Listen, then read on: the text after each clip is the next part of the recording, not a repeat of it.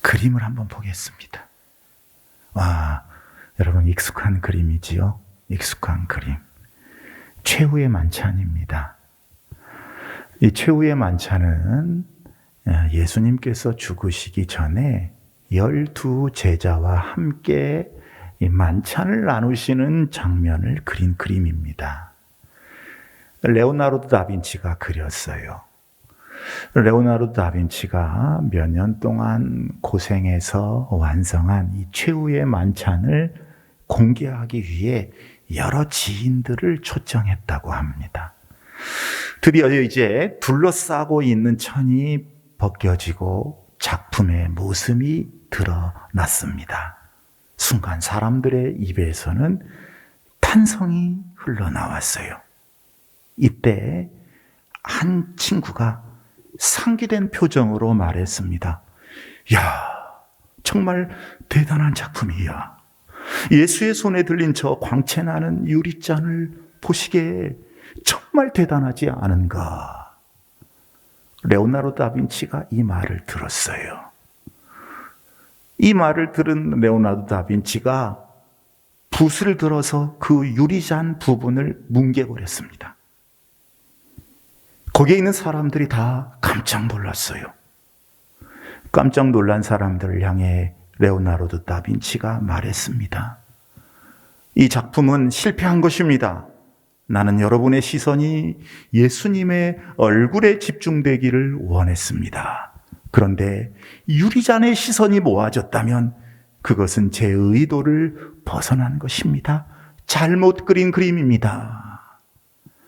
그는 유리잔이 예수님의 표정을 가리지 않도록, 예수님의 얼굴을 가리지 않도록 다시 그림을 그려서 완성시킨 작품이 바로 저 작품이에요.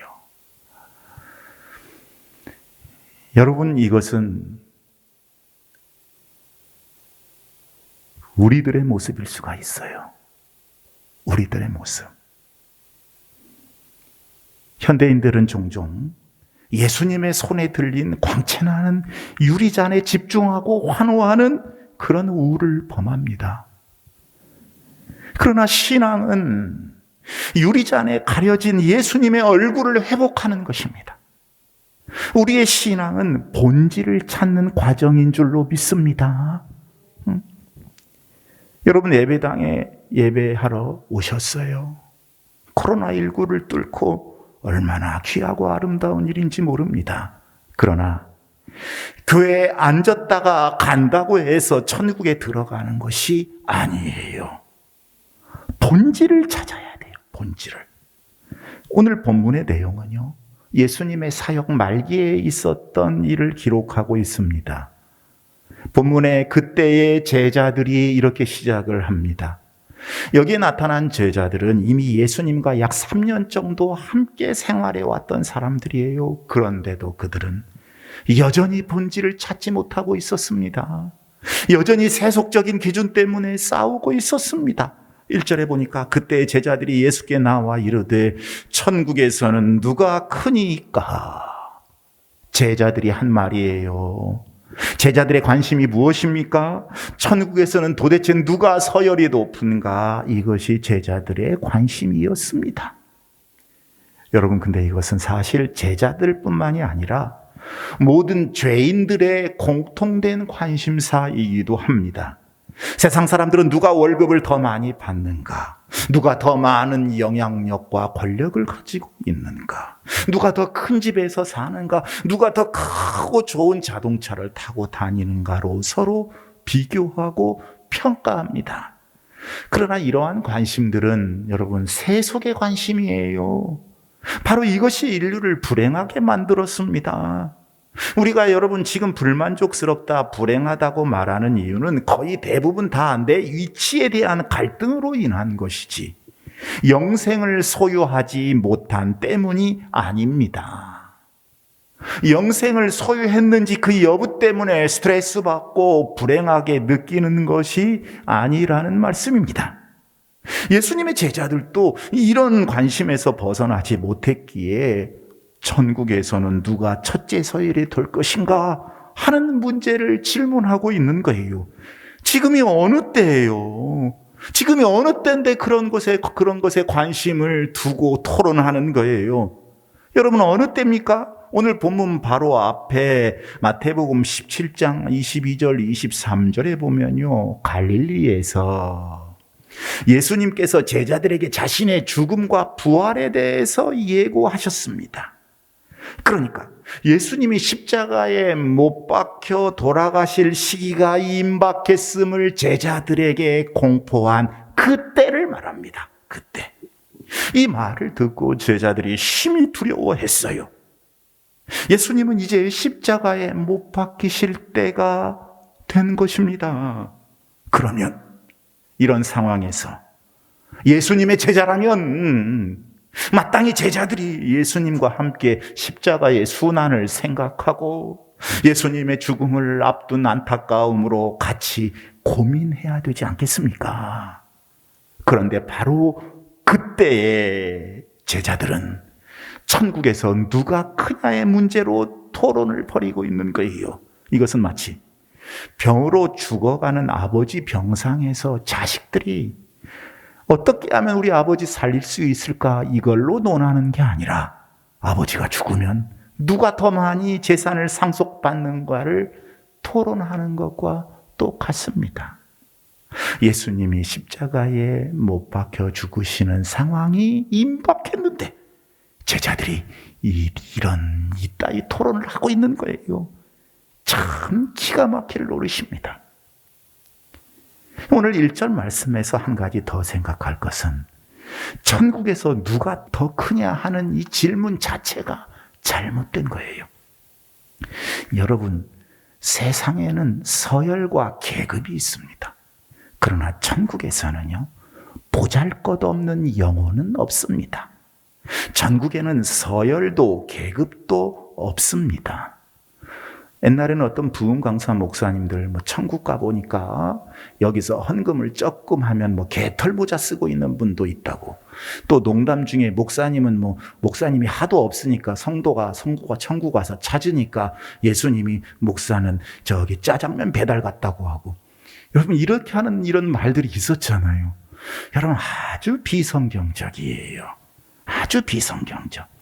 천국에는요, 개털 모자라는 게 없어요. 서열도 계급도 없습니다. 마태복음 11장 11절에서 예수님이 세례 요한에 대해서 이렇게 말씀하신 적이 있어요. 여자가 낳은 자 중에 세례 요한보다 큰 이가 일어남이 없도다. 그러나 천국에서는 극히 작은 자라도 그보다 크니라.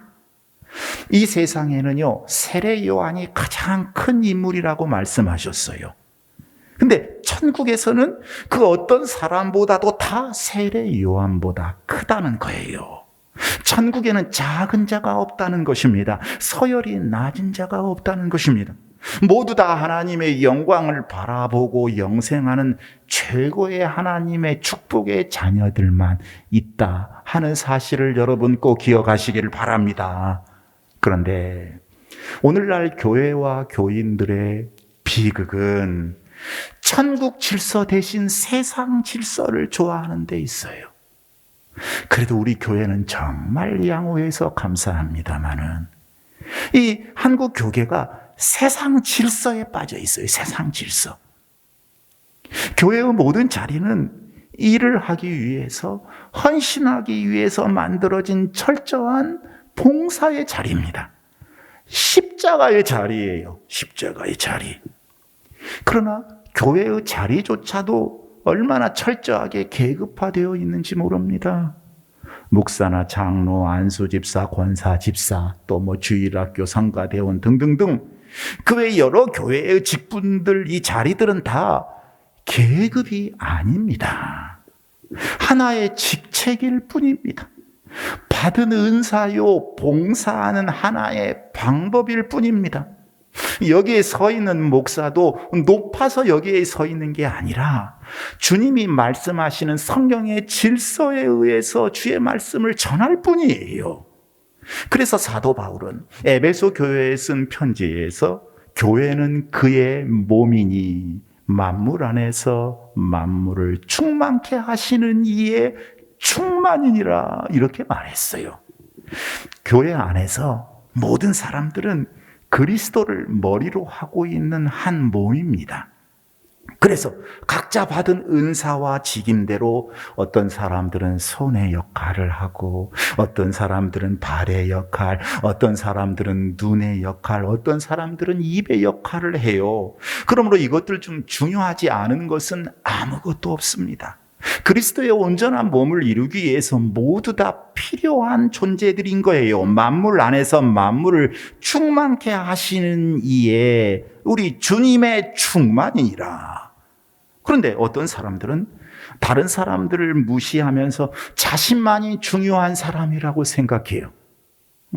그리고 자신이 높아지고 자신을 드러나고자 애를 씁니다. 그러나 이러한 행위는 결국 그 자신에게나 교회에 유익이 되지 못해요. 만약 눈이 몸에서 중요하다고 해서 눈만 지나치게 큰 사람이 있다고 해봅시다. 우리는 그런 사람을 결코 정상인이라고 부르지 않아요. 그러므로 각각 자기의 부르심의 목적에 맞게 자기의 분량대로 일하고 자족하고 감사하고 서로 사랑하는 것이 그리스도인으로서 참되고 아름다운 모습인 줄로 믿습니다. 여러분, 우리 한국 사람들이 집착하고 있는 아주 무서운 병 중 하나는 서열병이에요. 서열병. 계급을 나누는 서열병. 요즘에는 지속적으로 신세대들이 등장하고 그들의 목소리가 문화가 커지면서 좀 줄기는 했습니다만은 한국 사람들은 만나기만 하면 제일 먼저 고향을 물어보고 그 다음에 죄송하지만 연세가 어떻게 되시나요? 또 몇 학번이시지요? 나이를 따지기도 합니다. 그래서 내가 한 살이라도 더 위면 조금이라도 선배면 형님 행세를 하려고 해요. 혹은 촌수를 따져서 조금만 위면 그때부터 사람을 대하는 것이 싹 달라집니다. 한 살 많아봐야 몇 살 많아봐야 촌수 조금 많아봐야 학번 좀 빨라봐야 그 도토리 다 기재기인데 그걸 가지고 우리는 끊임없이 권력 구조적인 인간 접근을 하고 있어요. 심리가 그래요. 한국 사람들. 직접적인 내용과 좀 달라서 그렇지 오늘 본문의 제자들과 똑같은 모습의 심리를 가지고 있습니다. 여러분, 지금 때가 어느 때라고요? 예수님이 십자가에 죽으실 때가 가까웠는데 지금 그런 이야기 하고 있을 때입니까? 이제 조만간 예수님이 재림하실 날이 얼마 안 남았는데 조금이라도 더 높아지려고 집착하고 있을 때냐 그 말이에요. 예수님은 이런 서열병에 걸려서 어처구니 없는 질문을 하고 있는 제자들에게 아주 웅변적이고 귀한 말씀을 하셨어요. 2절에서 4절까지의 말씀을 받아보겠습니다. 예수께서 한 어린아이를 불러 그들 가운데 세우시고 이르시되 진실로 너희에게 이르노니 너희가 돌이켜 어린아이들과 같이 되지 아니하면 결탄코 천국에 들어가지 못하리라. 그러므로 누구든지 이 어린아이와 같이 자기를 낮추는 사람이 천국에서 큰 자니라. 아멘. 예수님께서 이 말씀을 하실 때 내가 진실로 너희에게 이르노니 하시면서 아주 강조를 하셨어요. 또 어린아이들과 같이 되지 아니하면 결단코 천국에 들어가지 못하리라. 이 결단코라는 표현을 써서 확고한 의지를 가지고 있음을 말씀하고 계십니다. 여러분은 천국에서 영생하기를 원하시면 아멘 하시기를 바랍니다. 그러면 예수님께서 지적하신 어린아이와 같아야 된다는 것이 과연 무슨 뜻인지 알고 우리도 어린아이와 같이 되어야 해야지요. 그죠? 근데 여러분, 여기서 초점은 어린아이가 아닙니다. 모든 어린아이가 다 천국 간다는 뜻이 아닙니다. 예수님이 말씀하시려고 하는 초점은 어린아이와 같이 자기를 낮추는 겸손한 마음이에요. 계급과 서열이 중요하지 않다고 생각하는 겸손한 마음 상태가 곧 천국 가는 천국의 열쇠라는 것입니다. 여러분, 마태복음에 보면요, 천국에 들어가는 원리가 나옵니다. 여러분에게 일어나고 있는 일인지 살펴보세요. 마태복음 4장 17절에 보면 예수님은 천국에 들어가기 위한 가장 첫 번째 원리를 말씀해 주셨는데 그것을 회개라고 가르쳐 주셨어요. 회개하라, 천국이 가까이 왔느니라. 회개가 곧 천국의 열쇠인 줄로 믿습니다. 잘 들으셔야 되죠. 초반에 제 교회 왔다 간다고 천국 가는 게 아니라고 그랬어요. 자, 그리고 예수님이 말씀하신 천국에 들어가기 위한 두 번째 원리는 마음이 가난해야 한다고 말씀하셨습니다. 마태복음 5장 13절에 심령이 가난한 자는 복이 있나니 천국이 그들의 것임이요. 심령이 가난한 것, 이 마음이 가난한다는 것은 무슨 뜻인가? 그것은 자기 영혼의 파산 상태를 의미합니다. 내 힘으로는 나는 아무것도 할 수 없다. 내 능력으로는 절대로 하나님 앞에 설 존재가 되지 못한다고 고백하면서 하나님, 저는 정말 가난하니까, 저는 힘이 없으니까 하나님의 부요함으로 채워주시옵소서. 하나님, 저는 능력이 없으니 저를 도와주시옵소서 하면서 하나님 앞에서 완전히 항복한 사람들이 마음이 가난한 사람들이에요. 여러분도 하나님 앞에서 완전히 항복할 수 있기를 바랍니다. 그래야 천국에 들어갈 수 있다고 성경은 말씀하고 있어요. 또 계속해서 마태복음 7장 21절을 보면요, 예수님께서 이렇게 말씀을 하셨습니다. 어떻게 해야 천국에 들어간다? 읽어보겠습니다. 나더러 주여 주여 하는 자마다 다 천국에 들어갈 것이 아니요 다만 하늘에 계신 내 아버지의 뜻대로 행하는 자라야 들어가리라. 아멘. 예배당에 와서 그냥 주여 주여 하고 있다고 해서 천국에 들어가는 것이 아니라 하늘에 계신 아버지 뜻대로 행해야 된다. 천국은 인간의 뜻으로, 인간의 업적과 노력, 생각으로 들어가는 것이 아니라 아버지의 뜻대로 행하는 사람이 들어간다고 말씀하셨어요. 자, 보십시오. 띄워주세요. 자, 예수님이 직접 말씀하신 거잖아요. 회개. 자, 따라서 하세요. 회개. 심령이 가난, 내 뜻이 아닌 하나님의 뜻대로. 이런 사람들이 천국에 들어갈 수 있다고 말씀해 주셨습니다. 이거 다 뭐예요? 겸손을 가르치는 말씀이에요. 겸손. 천국은 어린아이와 같은 이 겸손을 갖지 않으면 들어갈 수 없다. 여러분 꼭 기억할 수 있기를 바랍니다. 자, 어린아이들에게 적용해 봅시다. 첫째, 회개. 아이들이 잘못해서 혼나면 엄마 잘못했어요 하고 빕니다. 잘못된 것을 회개해요. 그 다음에 심령이 가난한 거. 엄마 나 돈 없잖아. 나 돈 없으니 엄마 돈으로 해줘. 엄마 이거 사줘. 엄마의 부요함을 의지합니다. 자기는 가난한 걸 알잖아요. 애들이 어디 돈이 있어요? 그리고 가끔 때도 쓰지만 집안의 큰 일을 결정할 때 지 뜻대로 하려고 하는 어린이는 없습니다. 내 뜻이 아닌 하나님의 뜻대로. 사랑하는 여러분, 여러분에게 이 어린아이와 같은 겸손이 있으십니까? 자, 그러면 이 성경에서 말씀하는 겸손이 대체 구체적으로 어떻게 되는가 한번 살펴보겠습니다. 첫 번째로, 겸손은요, 십자가를 지는 삶을 말합니다. 뭘 지는 삶을 말한다고요? 십자가. 그러므로 누구든지 이 어린아이와 같이 자기를 낮추는 사람이 천국에서 큰 자니라. 자, 여러분, 낮추는 사람이 천국에서 큰 자니라. 여러분, 천국에서 크고 작게 없다고 그랬어요. 이 크다는 이야기는 천국에 들어간다 그 말씀이에요. 그러면 자기를 낮추는 사람이, 낮춘다는 게 뭔가? 이 원어에 보면요, 타페이노라는 말을 썼어요. 이게 뭐냐면 단순한 의미의 낮추는 게 아니라, 단순한 의미의 겸손이 아니라 멸시와 천대와 굴욕을 당하면서까지 겸손한 것을 의미합니다. 그러니까 멸시와 천대와 굴욕을 다 당하면서까지 늘 하나님 앞에 회개하고 마음이 가난해서 하나님 의지하고 하나님의 뜻대로 살려고 하는 사람이 자기를 낮추는 사람이에요.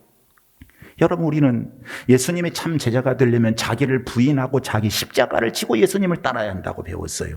그러니까 오늘 본문 1절에서 말씀하는 어린아이와 같이 자기를 낮추는 사람은 바로 이 십자가를 지는 삶을 말합니다. 십자가. 하나님 말씀대로 살고 하나님 말씀을 전하고 실천할 때 혹 경험하게 되는 이 진리를 알지 못하는 사람들로부터 당하는 수모와 멸시, 그러면서도 여전히 회개하고 여전히 심령이 가난해서 하나님 의지하고 여전히 내가 아닌 하나님의 뜻대로 살길 원하는 것, 이것이 자기를 낮추는 겸손의 삶이고 이것이 바로 십자가를 지는 거라 하는 말씀이에요. 이게 겸손이에요. 여러분들에게 이러한 십자가의 길이 있는지 생각해 보셔야 합니다.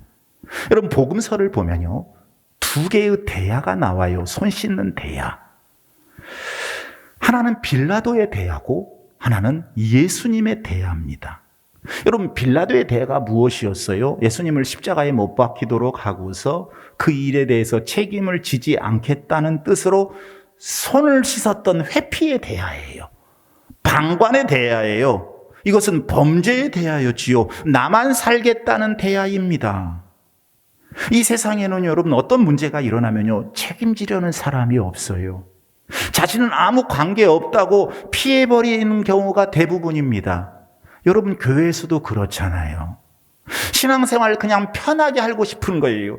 성경에서는 신앙생활을 제대로 하려면 편하게 할 수 없고 고통과 고난을 받아야 된다라고 주님이 직접 말씀하고 계시는데, 성경과는 정반대로 그냥 편하게 신앙생활하고 싶은 거예요. 예수님의 뜻과 다른 거지요. 아주 다른 거지요. 그런데 예수님의 대안은 사람들을 섬기고 더러움을 씻어내는 대야이죠. 제자들의 발을 씻어주기도 하셨잖아요. 하나님 앞에서 믿음의 백성들이 가져야 할 대야가 바로 이 예수 그리스도의 대야입니다. 겸손을 말하고 있는 거예요. 그런데 교회 안에서도 대부분의 사람들은 빌라도의 대야를 많이 사용하는 그런 교회가 있어요. 내가 책임을 지고 내가 사명 감당하고 내가 힘든 일하고 내가 섬기는 예수님의 대야를 사용하려는 경우를 찾기 힘든 그런 교회 말입니다. 그러나 예수님은 내가 책임지고 내가 사명 감당하고 내가 십자가 지려고 하는 그 예수님의 대야를 사용하는 사람이 천국에서 큰 자라, 그렇게 말씀을 하고 있습니다. 무슨 말인가? 예수님의 대야를 사용하는 사람이 천국에 들어가게 된다 하는 말입니다. 오늘 본문 5절에 보면 또 누구든지 내 이름으로 이런 어린아이 하나를 영접하면 곧 나를 영접함이니 그랬어요. 예수님을 영접해야 천국에 갈 수 있지요? 응? 또 누구든지 내 이름으로 그랬습니다. 이 무슨 뜻이냐면 예수님의 이름을 위해서, 혹 예수님 때문에 어린아이와 같이 자신을 낮추고 예수님의 삶의 모습 그대로를 닮아 고난의 삶을 살아가는 사람은 예수님을 영접하는 천국 백성이 된다는 것입니다. 여러분들에게 이런 은혜가 꼭 있기를 축복합니다. 신앙은 본질로 돌아가야 돼요. 본질로. 두 번째로 성경에서 말씀하는 겸손의 두 번째, 어린아이와 같은 단순성을 말합니다. 어린아이와 같이 자기를 높일 줄 모르고 꾸밀 줄 모르는 아주 그 순수한 믿음, 이게 천국에 들어가는 믿음이에요. 여러분들 어린아이들 노는 모습을 보면요, 막 군인놀이기도 하고 군인놀이 같은 것도 하고 그러는데, 그때 보면 전부 대장만 되려고 하지 않습니다. 오히려 부하가 되어서 충성하는 것도 재미있어 해요. 그래서 애들 놀이할 때 보면요, 쫄병이 돼도 갈등이 없습니다. 예 대장님, 예 대장님, 막 그러고 놀아요. 그러고 따르잖아요. 날 따르라, 내 말 잘 들어라, 이런 것만이 아닙니다. 교만이 없고 뽐내는 것이 없습니다. 단순하기 때문에 그렇습니다. 어린아이들은요, 막 힘들 것 생각하고 머리 굴리고 계산해서 십자가 안 지려고 하지 않아요. 높은 자리, 힘 있는 자리만 차지하려고 하지 않습니다. 그냥 단순하게 생각합니다. 하나님의 말씀을 받을 때에도 어른들은 자칫하면 하나님의 말씀이 우리의 마음을, 생각을 점령하기에 어렵도록 너무나 많은 부분들이 세속의 것들로 가득 차 있는데, 애들은 단순해서요, 말씀을 전하면, 그래서 말씀을 받으면 그냥 그대로 받아들여요. 이게 천국에서 큰 자의 모습입니다. 천국에 들어갈 수 있는 사람의 모습임을 꼭 기억할 수 있기를 바랍니다. 세 번째로 겸손한 자세는요, 초심으로 자기를 비우는 자세예요. 신명기 8장에 보면요, 하나님께서 이스라엘 백성들에게 초심을 잃어버리지 말라고 말씀하고 있는 부분이 나옵니다. 네 소유가 다 풍부하게 될 때 네 마음이 교만하여 네 하나님 여호와를 잊어버릴까 염려하노라. 이게 무슨 말씀이에요? 네가 좀 먹고 살만하다고 해서 하나님 잊으면 안 된다. 초심 잃어버리면 안 된다. 그러므로 여호와를 잊지 말라. 여호와의 은혜를 잊지 말지어다. 아멘. 네. 여러분, 이 역경보다 고난보다 더 이기기 어려운 것이요, 번영이에요. 번영. 어려운 것보다 잘되고 편안한 것을 더 이기기 어렵다, 그 말씀이에요. 그래서 토마스 칼라일의 말처럼 역경을 이기는 사람이 100명이라면 번영을 이길 수 있는 사람은 1명 정도밖에 되지 않습니다. 번영이 오면요, 초심을 잃어버린 경우가 참 많아요. 그럼 초심은 어떤 마음인가? 초심은 겸손한 마음입니다. 열린 마음이에요. 배우는 마음이에요. 기본을 끝까지 지키는 마음이 바로 초심이에요. 자기를 비우는 마음. 우리가 처음 마음으로 겸손하게 살기 위해서는요, 자기를 깨끗이 비우는 훈련이 필요해요. 여러분, 중국에 지금 기독교 인구가 1억이 넘는다고 하잖아요. 완전히 부흥 단계에 접어들었습니다. 이 중국 대륙 선교의 신기원을 이룬 허드슨 테일러는요, 아주 훌륭한 모범을 보여주고 있는데 어떤 사람이 물었어요. 당신은 당신의 한 일에 대해서 교만해 본 적이 있습니까? 물었어요. 그랬더니 뭐라고 대답했냐면, 나는 내가 무엇을 했다고 생각해 본 적이 없습니다. 이게 교만 이런 여부가 아니라 아예 내가 무슨 일을 했다고 생각해 본 적이 없다고 답변을 했지요. 여러분, 이처럼 자기를 비우고 살수록 행복합니다. 내가 나를 비우면 서운할 것이 없어요. 자기를 인정해 주지 않는다고 상처받거나 시험 당할 일도 없습니다. 왜? 자기를 비우는 만큼 주님이 새 은혜로 채워주시기 때문입니다. 겸손한 사람은 하나님께서 채워주시는 줄로 믿습니다. 여러분, 시인 박목월 씨의 시 중에 빈 컵이라는 시가 있어요. 거기 보면은 빈 컵에 깨끗한 물이 담겨 있을 때 예쁜 꽃을 꽂고 싶어진다는 그런 어귀가 있어요. 마음을 비울수록 주님의 은혜로 아름다운 꽃을 피우는 그런 인생이 된다는 거지요. 여러분은 여러분의 초심이 무엇이었습니까? 그 초심을 지금도 유지하고 사십니까? 저와 여러분 모두 처음 마음의 겸손을 건강하게 유지할 수 있기를 소원합니다. 네 번째로, 겸손한 자세는요, 하나님 앞에 무릎 꿇는 자세예요. 어린아이는 불완전하고 의존적입니다. 자기의 삶을 전적으로 부모님에게 의존해야 되는 거지요. 그래서 항상 부모에게 말하고 부탁하고 상의합니다. 도움도 구합니다. 그러니까 우리는 얼마나 하나님께 의존하고 있는지 스스로 돌아봐야 돼요. 내가 얼마나 하나님을 의지하고 사는가? 에이, 하나님께 기도 안 해도 잘 살대 뭐. 에이, 하나님께 기도 안 해도 나 잘 먹고 직장에서 봉급도 나오고 그냥 그래도 먹고 살만 해. 이거는 교만이지요. 교만이지요. 여러분, 천국은요, 완전한 자를 요구하지 않습니다. 천국은 완전한 사람을 받아들이는 게 아니에요. 미숙한 사람이 천국 갈 수 있도록 완숙해지는 것뿐이지, 천국은 처음부터 완전한 자를 요구하지 않고 있다. 여러분, 이 사실을 기억하셔야 돼요. 자기가 완전해서 기도 안 하는 사람은 천국에서 원하지 않는다는 거예요. 하나님 앞에 무릎을 꿇는 성도가 될 수 있기를 축복합니다. 여러분, 가장 낮은 자세 중에 낮은 자세는 무릎 꿇는 자세예요. 무릎을 꿇고 하나님께 경배하고 하나님께 기도하는 자세입니다. 여러분, 대표적인 사람 다니엘 기억하시잖아요. 다니엘서 6장 10절에 보면요, 다니엘이 하나님을 섬기면 안 되는 생명의 위협을 받는 중에도 무릎을 꿇고 하나님 앞에 기도했다 그랬어요.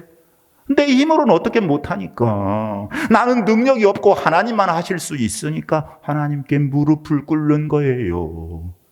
하나님은 이런 겸손한 모습을 보시고 잠언 22장 4절의 은혜를 말씀하셨는데, 겸손과 여호와를 경외함의 보상은 재물과 영광과 생명이니라. 할렐루야. 잊어버리시면 안 돼. 하나님은 기도하는 사람을 도와주신다는 거지요. 기도하는 사람의 앞길을 열어주시고 장애물을 제거해 주신다는 거예요. 기도는 하나님의 능력의 도구고 천국문을 여는 열쇠고 하늘의 보고를 여는 마스터키이기 때문에 그렇습니다. 마지막 5번째예요. 여러분, 겸손한 사람에게는요, 낮은 자로서의 고백이 있습니다. 고백. 여러분, 어린아이들이 잘못을 저질렀을 때 가장 먼저 하는 이야기가 뭐예요? 엄마, 잘못했어요. 제가 잘못했어요. 낮은 자로서의 고백이 있습니다. 여러분들 중에는 예수님을 자신의 구주로 영접했을 때 아름다운 이 낮은 고백을 했던 분들이 많이 있어요. 주님, 저는 죄인입니다. 저의 죄를 용서해 주시고 저를 구원해 주세요. 예수님만이 참 구주이십니다. 여러분 기억하시죠? 여러분의 경험들. 사도 바울이 이런 훌륭한 모델을 우리에게 보여줍니다.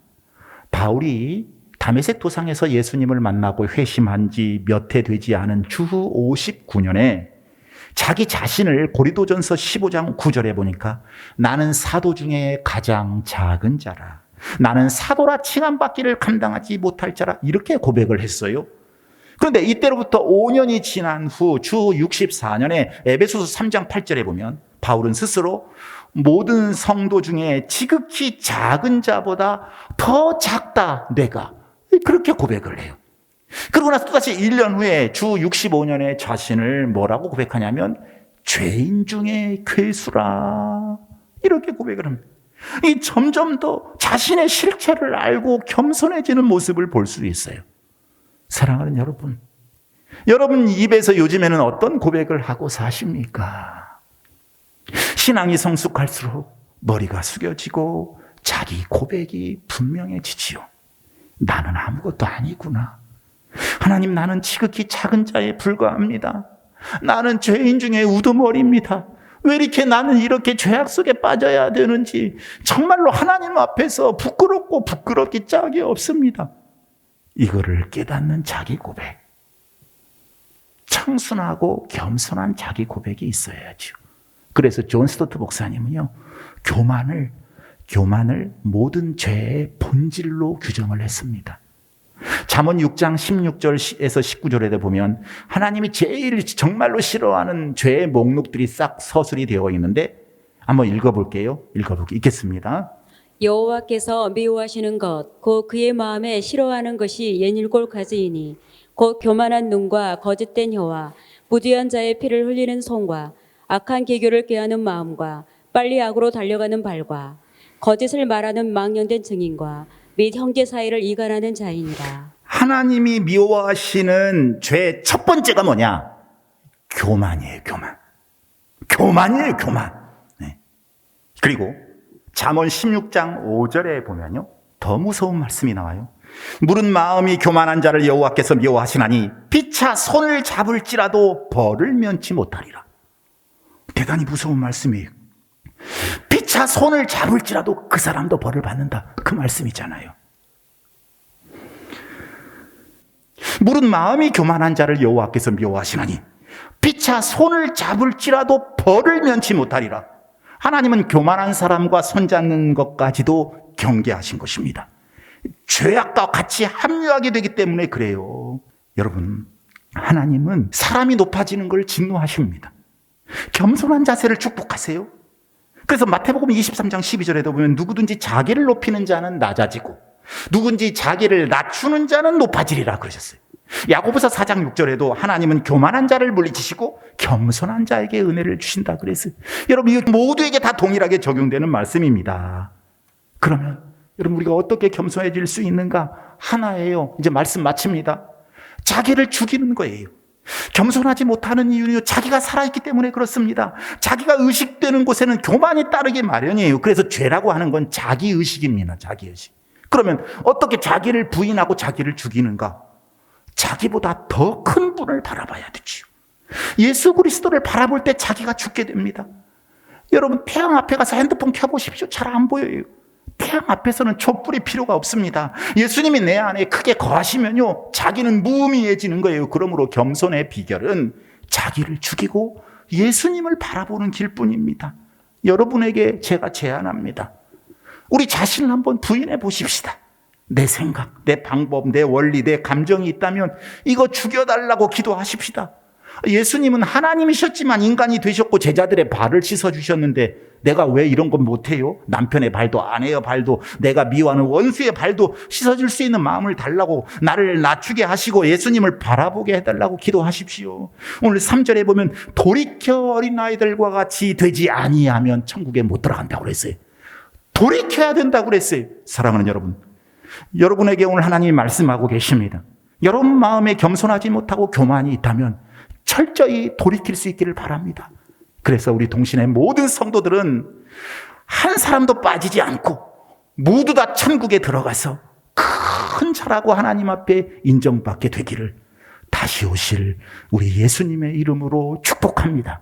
축복합니다. 찬송하겠습니다.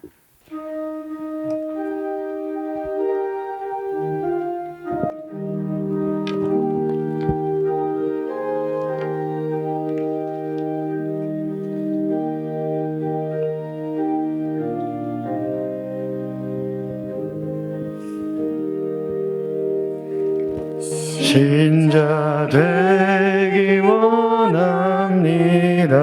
진심으로 신자 되기 원합니다.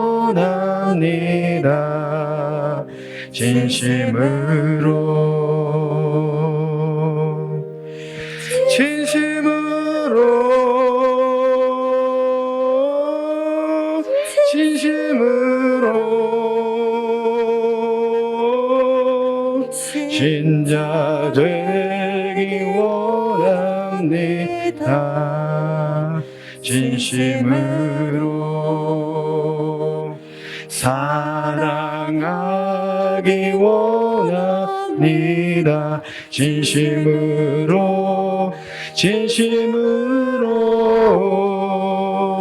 사랑하기 원합니다. 진심으로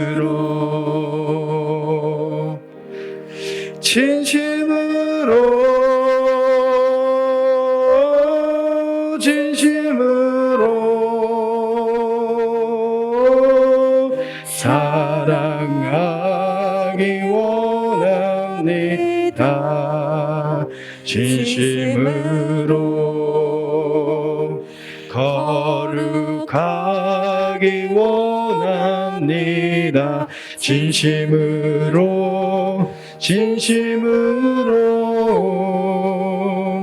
거룩하기 원합니다. 진심으로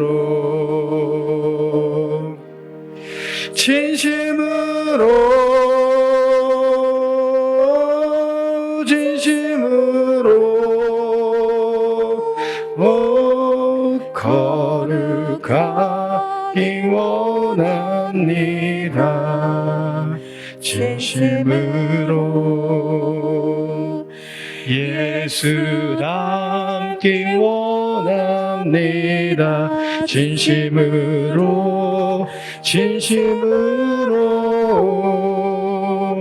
예수 닮기 원합니다. 진심으로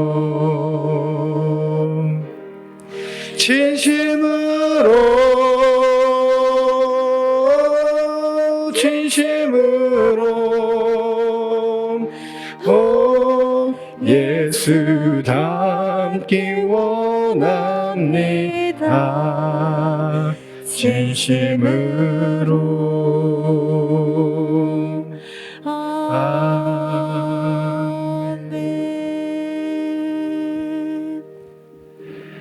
하나님은 교만한 자를 미워하십니다. 교만한 자를 물리치시고 겸손한 자에게 크신 은혜를 주신다고 하셨습니다. 여지껏 하나님 뜻대로 살지 않고 내 뜻대로 내 고집대로 교만하게 살았다면 주님 용서하여 주옵시고 교만해서 겸손으로 돌이킬 수 있도록 인도하여 주옵소서. 십자가를 지는 삶, 어린아이와 같은 신앙, 자기를 부인하는 삶, 예수님처럼 가장 낮은 자의 모습으로 겸손하게 살아갈 수 있도록 인도하여 주옵소서. 그래야 작은 자가 아니라 천국에서 진정 큰 자로 살아갈 수 있도록 은혜로 역사하여 주옵소서. 그렇게 겸손하게 살아가게 하심으로 우리의 가정과 자녀들과 생업 가운데 하나님의 놀라운 축복과 은혜가 가득 넘칠 수 있도록 인도하여 주옵소서. 다 같이 말씀을 생각하면서 기도하겠습니다.